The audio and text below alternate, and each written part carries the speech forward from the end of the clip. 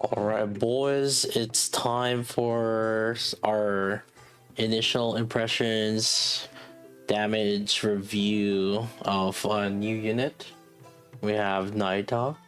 I managed to core 3 Naida. It actually is roughly similar to my Siren. My Siren is also right now core 3, so we're gonna be using that as a base reference for some of the things in comparison. My crown is a core 7, and we have Bunny Aid at LB2, but it's just one comparison that we'll do. My Grave at core 7. It is to say all these are max skilled. Another thing that to keep in mind is my Siren has 88 elemental, 44 attack. Meanwhile, my Nayuta has 85 elemental and 22 attack line. So with that a little bit out of the way, let's get a little bit of comparison. One thing that a lot of people have been asking about, how is Nayuta versus Crown? They are roughly, it depends, but very close to each other. On win team, so as you can see here, again, reminder that my Naita's not even like still core 7 yet. Meanwhile, my Crown did 41.7, and then Naita did 42.3. With this kind of team, look, SBS is at 14.5, Bill and Asuka at 13.8. Meanwhile, for Naita, SBS is at 13.5 and 13.4. But the thing is, like, Naita did a little bit more damage, and the other stats though, like Little Mermaid with Crown did 10.1, and then this one Little Mermaid without Crown did 7.4. So the thing that you made up with having Crown is because like Little Mermaid is doing more damage because of it. That's why it's a lot closer. But in terms of like buffing, they're kind of close to each other a little bit, but that's assuming that they're bursting. The rotation that I did here is Crown Mast and Naita Mast. Whenever we have Mast, we're bursting whenever Mast has 3 stacks. So again, like Naita kind of makes up a little bit on it with dealing more damage. Her buff kind of roughly close to each other. She's slightly less than Crown in some ways. I do have other examples as well, and but she makes, obviously, like you compare Crown and Naita versus like for Little Mermaid, and Crown just enables Little Mermaid, right? She does like more damage. And another thing to consider also is like that reload speed bonus that Crown is providing. Now, if we move into the Iron, that's where it'll look a little bit different. This one in particular though, one thing you have to understand is that with Iron, you have Crown that is buffing the reload speed as well with Roppy and Eve, and they benefit greatly from having reload speed alongside with Mast. So there's that, and then Crown does a pretty decent amount of damage on this as well with 4.2 bill. And then if we look at Nayuta, she did 3.3, so Crown is doing more damage on it, and this is a boss that has core. Again, as usual, like Little Mermaid does a little bit more damage, 5.0, and then this one she does less because 3.7. So there's that skew of DPS again, because Crown does expand the damage of Little Mermaid a little bit, so it does a little bit of gap. But if you look at here, with Naruto buffing, it's 20.4 and Eve is 9.2 versus this one is 21.4 and 10.6. You will see that in here, Crown does buff Roppy and Eve, and again, also is because of the reload speed that it provides. Roppy, Red Hood, and Eve does benefit a little bit more on that. Another example, I guess, that I have is the water team here, and once again, Little Mermaid would do a little bit more comparatively. 3.4 here and 4.9. So if you try to remove that, again, the difference then is gonna be a lot closer. So if you try to remove what like Little Mermaid is, I'm just using Little Mermaid because it was a lot easier to control it. I just have to hold left click. It makes it a little bit easier. But if you try to remove that bonus advantage that Little Mermaid is providing because of crown bonus buff, you will still notice that they are roughly in the same. Like Helm is 10.6, Ludmilla is 12.4, and Eleg is 7.9. And then if you look at the one with Nayuta, 9.7, 11.9, and 7.9. Yeah, Eleg was like same, Ludmilla a little bit lower, Helm was a little bit lower. Is like, yeah, they're a little bit lower, but Nayuta is doing damage. So Nayuta has that little bit of, she's making up her lack of buffs with her own damage for the other elements, where neither Nayuta or Crown has like the element advantage. What you're gonna end up seeing there is like, if you just compare them directly on the total team contribution, they're gonna end up like roughly similar. So how is Nayuta's damage? Just for a little bit of reference, she is kind of close to Little Mermaid if you look into it, but obviously, again, Little Mermaid kind of changes depending on how much machine guns there are. So that's why there's a little bit of fluctuation with Little Mermaid, whether there's less machine guns or more machine guns. That will kind of control a little bit. But then Nayuta is a little bit more consistent at it.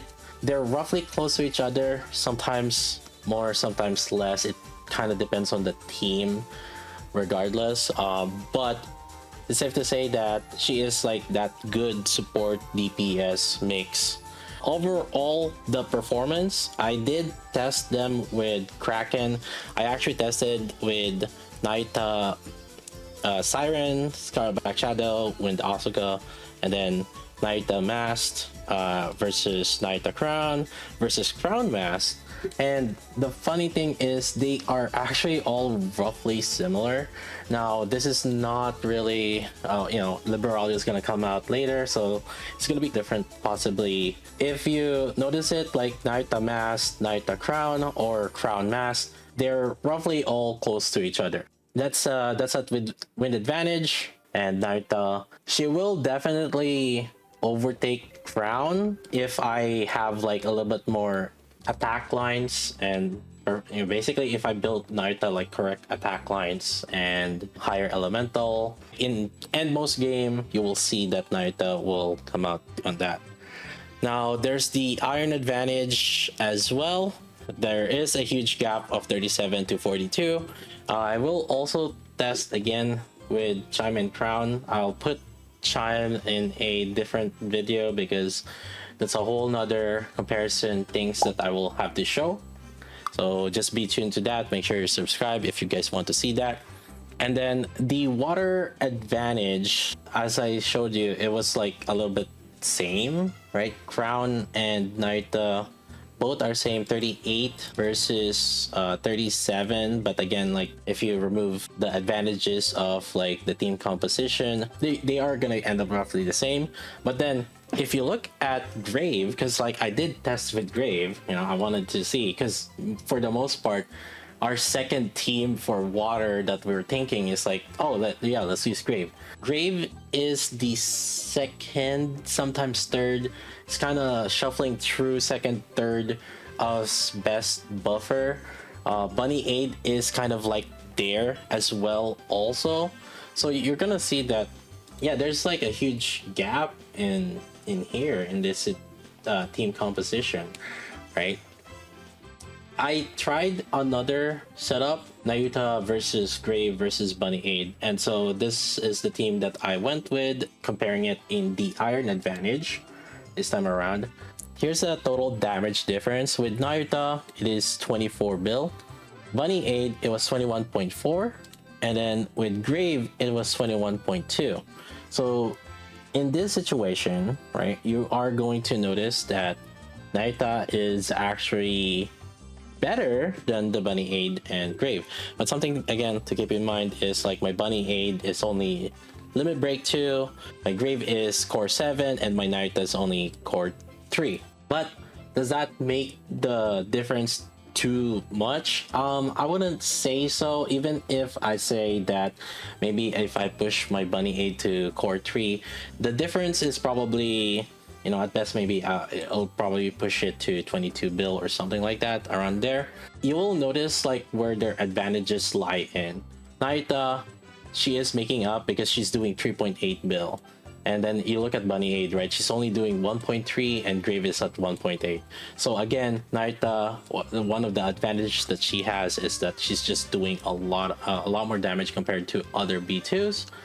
And then this is iron advantage, which I mean only bunny aid technically is elemental advantage there, and she only has 38% there.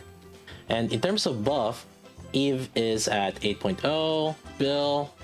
With bunny aid it was 7.8, and then with grave Eve was doing 6.9. Bunny aid, she is one of the better ones in terms of the more recent releases of burst 2s, where she provides good buffs even on non-peers. And meanwhile grave, the main advantage of it is she is buffing good on peers.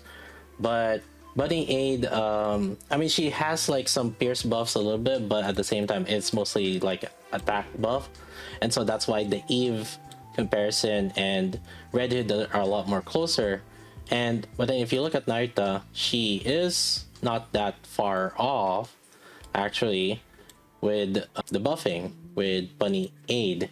The main takeaway I would say on this is, if anything, like Nayuta seems to be buffing in the same regards as like bunny aid. She's kind of close to it.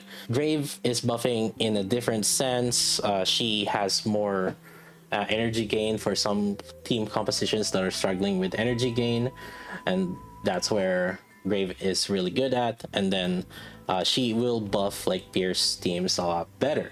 In that regards, I would say that Nayuta is pretty much like sometimes first, sometimes second, tied with other third and fourth. It's like depends on possibly the element or the boss team compositions that would end up being meta in that solo raid that's gonna come out. With that out of the way, another question that a lot of people are asking is like, what's the new best win team now? What's the new Kraken team now? Well, with Liberalu coming out like next week, I kind of foresee it to be like Siren, Scarlet Black Shadow, and then the Burst 2 is likely tied between Crown or Nayuta, and then the off burst would be either Crown or Masked. I do think that she would still be a great addition. It's not like she is at the bottom, right? If anything, it would be either Grave or Bunny Aid that would end up being replaced first before Nayuta. Depending on the element, might end up like using her or one or the other. Can you put Nayuta on Shotgun Team B2? Yeah, the thing is like, I feel like she is gonna be flexible in any team. The main one that would probably be relegated out would be Mari, if anything. But I wouldn't necessarily count fully on that, because like in Electric Raid, you know, you might end up needing an electric unit. That was Mari's role last Electric Raid, right? Do we need max ammo Nayuta? No, you don't need max ammo Nayuta, because every time she is doing a burst, she is basically full reloading and she has infinite ammo during her burst. So she effectively doesn't really reload. And so I would just focus on 4 times attack, 4 times elemental as the highest priority. And in particular, probably the elemental, you know, just so that it will convince you to use her on wind more. And then the last line would be a low priority of either crit rate, crit damage. But yeah, that's kind of how I see right now how Nayuta is. I do think that she is something that is pretty useful, that we are probably gonna see until we get another burst 2 that would get power creep. But I don't think that she is necessarily bad with the correct investments. She is making up her buffs with her damage, so you would want to invest in her kind of like a DPS. Anyways, that's the first impressions with Naida, the damage investments. We're gonna test more other things again. If you guys wanna check those out, make sure you're subscribed already. What are your guys' thoughts on this one? How did your polls go? Because if for those that managed to watch my polls, it took me like 290 polls before I got my first copy. Anyways, that's gonna be it. I'll see you guys next time.